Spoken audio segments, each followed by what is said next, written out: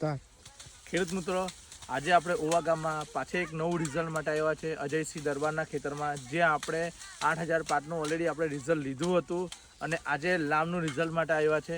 તો અજયભાઈ, આ તમારી કઈ જાત છે? 0265. 0265. આ લામ તમારી પહેલા વર્ષની છે? પહેલા વર્ષની લામ. ઓકે, તો પહેલા વર્ષની લામની અંદર તમે શું શું ઉપયોગ કર્યો હતો પહેલેથી?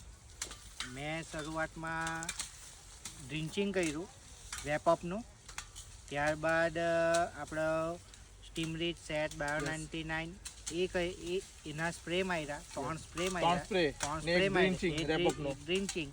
અને ત્યાર પછી શેરડી મોટી થઈ જાય ત્યાર પછી NPK ના બેક્ટેરિયા જે આપણા ખરા તેને પાણી સાથે છોડેલ. ઓકે, હવે તમે મને એમ કહો, રેપઅપનું ડ્રિન્ચિંગ તમે કેમ કર્યું?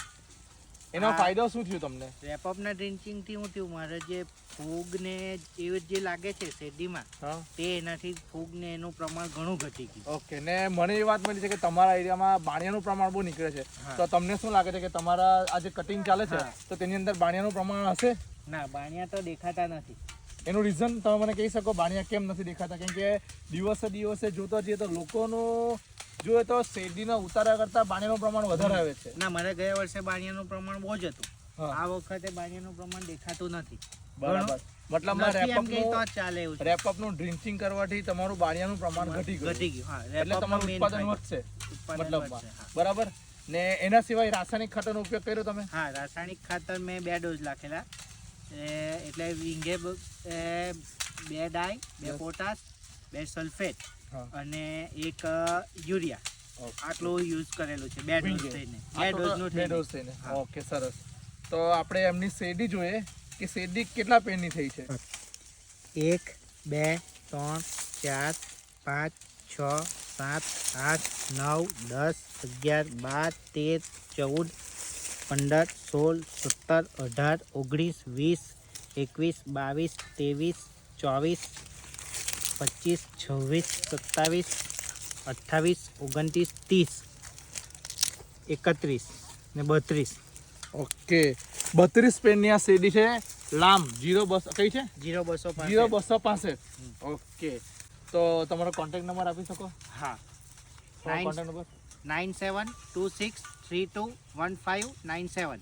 ઓકે, આ છે અજયભાઈનો કોન્ટેક્ટ નંબર. તમે પર્સનલી બી એમને કોલ કરી શકો છો, અને તમને વધારે માહિતી જોતી હોય તો મારા કોન્ટેક્ટ બી કરી શકો છો. મારું નામ કુણાલ સોલંકી, મારો નંબર 9638 611685. મારા રહેવાનું બારડોલી. Thank you. અજયભાઈ, તમે ખેડૂત માટે શું સંદેશ આપવા માંગો છો, તમે મને જણાવી શકશો? હા, આ નેટસફની પ્રોડક્ટ મેં જે વાપરી તે સારી છે અને વાપરવા જેવી છે. ને એનો મેઇન ફાયદો એ છે કે જમીનને સુધારવાનું કામ કરે છે. જે આપણે હમણાં બધા રાસાયણિક તરફ વળેલા ને રાસાયણિક ખાતર નાખીને આપણી જમીન બધી બગડી ગઈ, જંતુનાશક દવા આપણે છાંટી, આ છે તે. આની નેટસફની પ્રોડક્ટ ઓર્ગેનિક વાપરવાથી આપણી જમીન સુધરે છે, જમીનમાં અળસિયાનું ને એનું પ્રમાણ વધે છે. અને એનો ફાયદો એ છે કે ભવિષ્યમાં હમણાં 2-3 વર્ષ ઉત્પાદન તમને શરૂઆતમાં ઓછું લાગશે કે ઓર્ગેનિક વાપરેતા છે એટલે ઉત્પાદન ઓછું આવે. હા, એ પાક્કું જ છે, ઉત્પાદન થોડા સમય ઓછું આવશે, 2-3 વર્ષ પછી, 4-5 વર્ષ પછી જે ઉત્પાદન વધશે ને જમીન સુધરશે ત્યારે તમે બધા કહેશે કે સારું છે, આ તું જે કર્યું તે સારું. મતલબમાં તમારા કહેવાનો મતલબ એવો છે કે નવું ડાયરેક્ટ લોકો ઓર્ગેનિક તરફ વળી તો નહીં શકે, પણ આપણે થોડું કરીને ઓર્ગેનિક તરફ વળીએ. આપણે ઓર્ગેનિકને જો આપણે 5 વર્ષ અપનાવીએ તો આપણી જમીન જે રાસાયણિક ખાતરથી ટેવાઈ ગઈ છે તે ધીરે ધીરે ઓર્ગેનિક તરફ આવશે. એનાથી તમારું ઉત્પાદન બી વધશે ને ઉત્પાદન ખર્ચ ઘટશે. બરાબર ને?